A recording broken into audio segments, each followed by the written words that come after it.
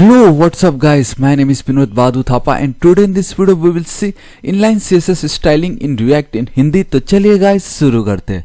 बताना चाहूंगा गाइस आज मेरा ये 16th वीडियो होने जा रहा है on React JS tutorial in Hindi in 2020 के ऊपर। इस प्लेलिस्ट का लिंक मैं नीचे डिस्क्रिप्शन एंड कमेंट सेक्शन में आपको प्रोवाइड करा दूंगा। ऑलराइट गाइस, तो इससे प्रीवियसली वीडियो में हमने ये समझा था कि हम किस तरीके से एक्सटर्नल CSS या CSS मॉड्यूल का यूज कर सकते हैं in React. But we all know कि गाइस जब हम HTML एंड CSS पे काम करते थे प्रीवियसली बूटस्ट्रैप के साथ, तो हम external CSS, internal CSS and then inline CSS का यूज कर सकते थे। तो गाइस आज हम वही इनलाइन एंड इंटरनल CSS किस तरीके से यूज कर सकते हैं इन रिएक्ट जेएस इन हिंदी वो देखते हैं। तो गाइस आप देख सकते हो मैं अपने VS कोड एडिटर पे आ चुका हूं एंड ये वही कोड है जो हमने इसको पाने के लिए लिखा था, राइट। एंड हमारे पास index.css का भी फाइल है, ठीक है। तो किस तरीके से ये जो index.css के फाइल को मैं क्या कर रहा हूं, एक अलग सा एक पेज है मेरा, उस पे लिख रहा हूं। That is obviously call your external CSS। But अगर मैं किसी तरीके से ये सभी के सभी कोड अपने सेम उसी पेज पे लिखूं जहां पे मैं अपना कोड लिख रहा हूं, जहां पे मैं अपना HTML जैसे एलिमेंट दिखने वाला जिसको हम JSX बोलते वो लिख रहा हूं, तो वो हमारा इधर इंटरनल कहलाएगा एंड उसी लाइन में अगर मैं स्टाइल दे दूं तो वो हमारा इनलाइन कहलाएगा। तो वो मैं कैसे कर सकता हूं देखिएगा इस। एंड बिलीव मी गाइस आज का वीडियो बहुत ही ज्यादा इंपॉर्टेंट है क्योंकि रिएक्ट में इनलाइन CSS बहुत ज्यादा यूज होता है। हम नॉर्मल तरीके में गाइस ज्यादा यूज नहीं करते थे, प्रीफर नहीं करते थे, बट इन रिएक्ट ये बहुत ज्यादा यूज होता है। और नेक्स्ट वीडियो जो चैलेंज आएगा ना उसमें आपको पता चल जाएगा क्यों। लेकिन आज हमें ये समझना है कि हम इनलाइन स्टाइल कैसे कर सकते हैं। देखिए तो आप देख सकते हो मेरा index.js का फाइल है जहां पे मैं काम कर रहा हूं, ठीक है। मैं फिर भी एक बार आपको एक झलक दिखा देता हूं। सपोज इसको मैं करता हूं थोड़ा सा जूम आप लोगों के लिए। ये मेरा div id equal to root है। अगर मुझे इनलाइन CSS करना होता मैं क्या करता, मैं स्टाइल ऐड करता, जैसे विड्थ दे देता गाइस में कितना 90 पिक्सल, ठीक है। एंड देन अगर मुझे लिखना होता फॉन्ट का साइज तो मैं इस तरीके से फॉन्ट साइज 14 पिक्सल लिखता। तो ये जो मैं लिख रहा हूं ना ये मेरा कहलाता है इनलाइन स्टाइलिंग इन CSS, ठीक है।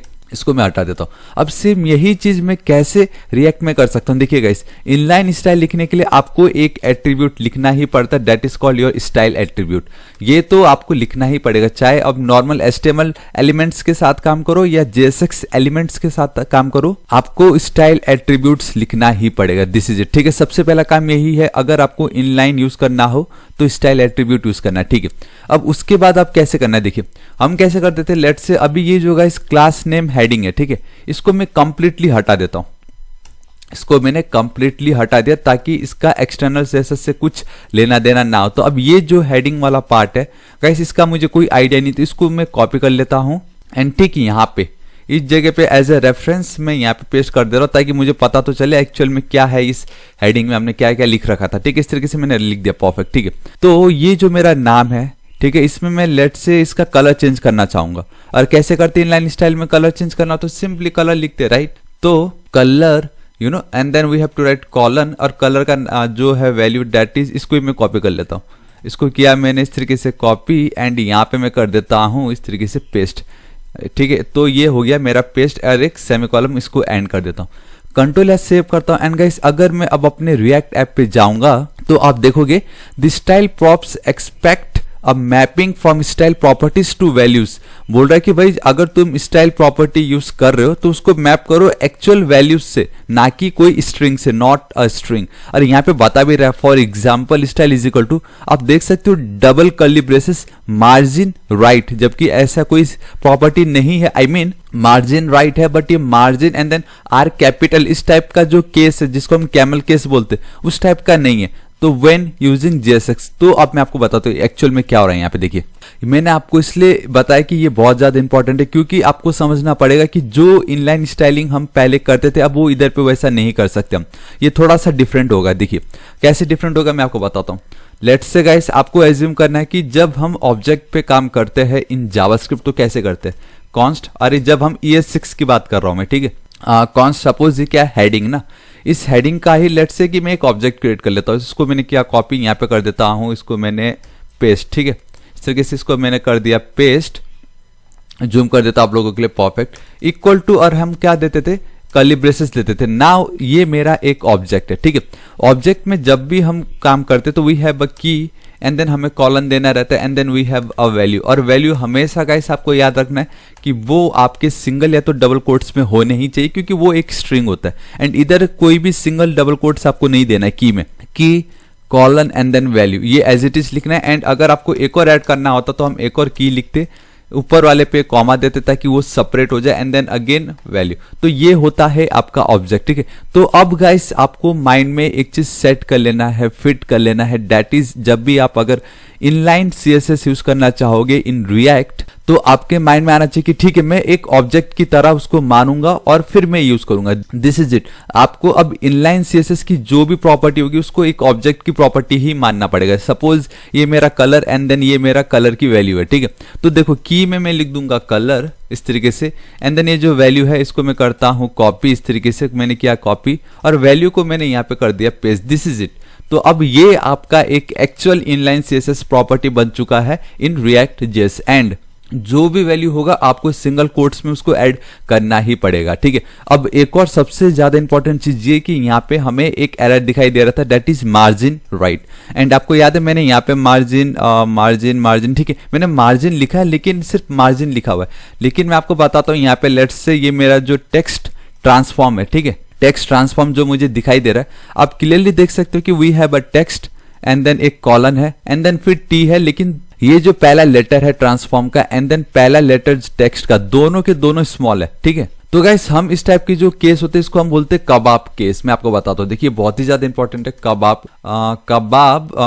कबाब वर्सेस कैमल केस, आप इस तरीके से लिख सकते हो, ठीक है। कबाब वर्सेस कैमल केस, तो आपको पता चल जाएगा क्या होता है कबाब। ये देखो यहाँ पे आप देख सकते हो kebab hyphen and then case. तो ये जो स्टाइल होता है ना गाइस, देखो we have a Pascal case, camel case, snake case, kebab case. तो गाइस अगर आपको इसके ऊपर एक डिटेल वीडियो चाहिए नीचे कमेंट जरूर करना। तो ये जो स्टाइल इसको हम बोलते हैं कबाब केस, ठीक है। हमें इस कबाब केस को कैमल केस में ट्रांसफॉर्म करना है ताकि हम इसको एज अ इनलाइन स्टाइलिंग में यूज कर सके। तो ये जो टेक्स्ट ट्रांसफॉर्म था गाइस, देखो इसको मैं कर लेता हूं कॉपी इस तरीके से, ठीक है। मैंने किया कॉपी, की के बदले उसको मैं कर दूंगा पेस्ट। अब देखो इसको आपको हटाना है एंड देन जो सेकेंड वर्ड का पहला लेटर होगा उसको कर देना है कैपिटल। This is it. ये अब आपका टेक्स्ट ट्रांसफॉर्म जो प्रॉपर्टी है, अब ये एक्चुअल में आपका सीएसएस इनलाइन प्रॉपर्टी कहलाएगा। एंड देन इसकी जो ये वैल्यू है इसको करना है आपको कॉपी, और ये जो वैल्यू है इसके बदले आपको कर देना है paste. This is it guys. तो अब ये आपका एक्चुअल इनलाइन सीएसएस की प्रॉपर्टी है एंड इसको आपको एज अ ऑब्जेक्ट समझना है। अगर आपने इसको एज अ ऑब्जेक्ट समझ लिया तो गाइस बहुत ही ज्यादा सिंपल है,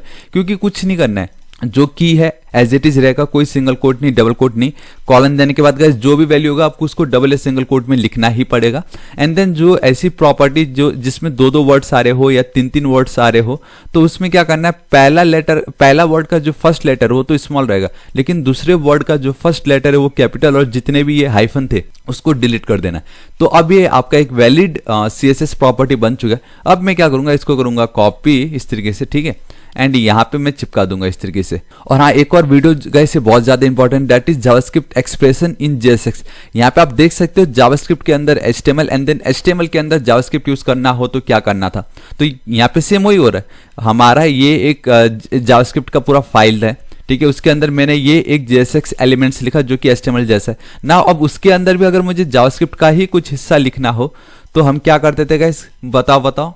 और परफेक्ट, हमें उसको इसके अंदर लिखना होता था, कर्ली ब्रेसेस के अंदर, ठीक है। जावास्क्रिप्ट के जितने भी पार्ट्स है हमें कर्ली ब्रेसेस के अंदर लिखना है। यहाँ पे आप देख ही सकते हो, प्रीवियस वीडियो में भी हमने वही किया। लेकिन अब कैच यहाँ पे देखो क्या है कि ये एक ऑब्जेक्ट है एंड ऑब्जेक्ट को भी हम एज इट इज ही लिखते हैं। ऑब्जेक्ट को पाने के लिए भी हमें एज इट इज ही लिखना पड़ेगा। तो इसको कॉपी करता हूं एंड यहाँ पे मैं कर देता हूं paste. This is it guys. अब आपको बिल्कुल कंफ्यूज नहीं होना। आपको याद है हमें जो ये एरर आया था डबल, यहाँ पे आप देख सकते हो, यहाँ पे आप बहुत क्लियरली देख सकते हो, date is double curly braces, double curly braces. अब पता चला ये डबल कर्ली ब्रेसेस क्यों। पहला तो ये है कि हमें जावास्क्रिप्ट के पार्ट को लिखने के लिए कर्ली ब्रेसेस यूज करना ही पड़ता है, एंड दूसरा we are using object, and object के लिए मैंने देखो कैसे लिखा था ये, तो इसी को डिट्टो कॉपी किया एंड यहाँ पे मैंने पेस्ट कर दिया, क्योंकि मैं इसको एज ए ऑब्जेक्ट पास कर रहा हूँ, ठीक है। एंड यहाँ पे मैंने इस तरीके से पास कर दिया। अब इसको अगर मैं इनलाइन एक ही लाइन में दिखाऊं तो गाइस आपको कुछ ये इस तरीके से दिखाई देगा। और यहाँ पे मैं चलता हूँ, अब परफेक्ट इस तरीके से आपको वो दिखाई दे रहा होगा, इस तरीके से देखिए। सो गाइस मैं थोड़ा सा कम जूम कर देता हूँ जस्ट टू शो कि कैसा दिख रहा है एक ही लाइन में। तो गाइस ये अब आपका इनलाइन सीएसएस कहलाता है। देखो सुनने में कितना इजी था, बट एक बार आपको पता चल गया ना काम कैसे कर रहा है गाइस, फिर बहुत ईजी है ये, ठीक है। सो देखिए ये है आपका inline CSS. Control S save करता हूँ, यहाँ पे चलता हूँ गाइस, आप देख सकते हो कि परफेक्टली ये काम कर रहा है। यहाँ पे देख सकते हो 100 पे, ठीक है परफेक्ट। देखो ये इसका कलर चेंज हो चुका है एंड हर एक का फर्स्ट लेटर कैपिटल हो गया because of this text transform capitalize, ठीक है।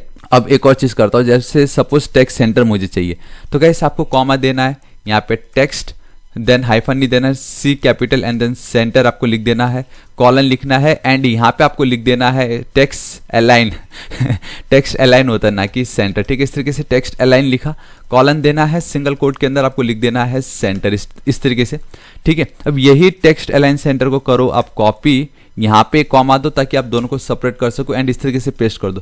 कंट्रोल एस सेव करता हूं मैं इस तरीके से, ठीक है। आप देख सकते हो कुछ ऐसा दिख रहा है एंड नाउ बूम गाइस, आप देख सकते हो हमें वो परफेक्टली सेंटर पे दिखाई दे रहा है, ठीक है। अब इसको गाइस, अब ये जितने भी मेरे प्रॉपर्टी थे, ये जो जितने भी प्रॉपर्टी मेरे है सीएसएस के, अब मैं आपको एक चीज बताता हूं। अब आप खुद सोचो कि अगर मुझे इतने सारे प्रॉपर्टी लिखने रहे तो क्या मैं एक लाइन में लिख सकूंगा इस तरीके से? बहुत गाइस ये बहुत वेड लगने वाला है, मतलब बिल्कुल अच्छा नहीं लगने वाला। तो हम एक चीज कर सकते, तो मैं ये जो ऑब्जेक्ट क्रिएट कर रहा हूं ना, तो ये मैंने ऑब्जेक्ट ऐसे फ्री में क्रिएट नहीं किया गाइस, ये समझाने के लिए कि इस तरीके से काम करता है आपका इनलाइन। लेकिन अगर ये खुद एक ऑब्जेक्ट है तो क्यों ना मैं ऑब्जेक्ट पास कर दूं, समझ रहे हो? ये जो डबल हम जो ये कर रहे हैं पूरा का पूरा पार्ट पास करने से बेटर अगर मैं सिर्फ हेडिंग पास कर दूं तो वो इक्वल टू तो ये सब है ही पहले से ही, तो किस लिए ये सब करना है? इसको मैं हटा देता हूं, जूम कर देता हूं एंड यहाँ पे सिंपली अब गाइस अब मैं इस हेडिंग को पास कर देता हूं, कंट्रोल एस सेव करता हूं, रिफ्रेश करता हूं एंड बूम गाइस, अब देख सकते हो जो पहले मुझे ये 3 लिख के मिल रहा था गाइस, अब मैं सिंपली हेडिंग, देखो कितना इजी। जावास्क्रिप्ट यूज करने के लिए कर्ली ब्रेस यूज करना ही पड़ता है, वो हम सबको मालूम ही है। बस ये ऑब्जेक्ट मैंने पास कर दिया एंड बात खत्म। अब ये जितने भी है इन सब को गाइस मैं आपको फिर से दिखाता हूं ताकि वो कुछ प्रॉब्लम ना करे एंड यहाँ पे मैं चिपका देता हूं इस तरीके से, ठीक है। अब देखो गाइस आपके लिए ये एक चैलेंज है, आप वीडियो को करो पॉज एंड डिसाइड करो कि अब आप इसको किस तरीके से टैकल करोगे। I mean, आप देख सकते हो कि यहाँ पे इतने सारे वैल्यूज है तो इसको कैसे करोगे एंड यहाँ पे तो डबल कोट्स भी यूज हुआ है, तो अब आप इसको किस तरीके से जावास्क्रिप्ट का एक वैलिड ऑब्जेक्ट बनाओगे ताकि ये प्रॉपरली काम करे। सो गाइस आप वीडियो को अभी के अभी करो पॉज एंड सोचो थोड़ा कि आप इतने 4 पार्ट को किस तरीके से एक प्रॉपर ऑब्जेक्ट में क्रिएट कर सकते हो।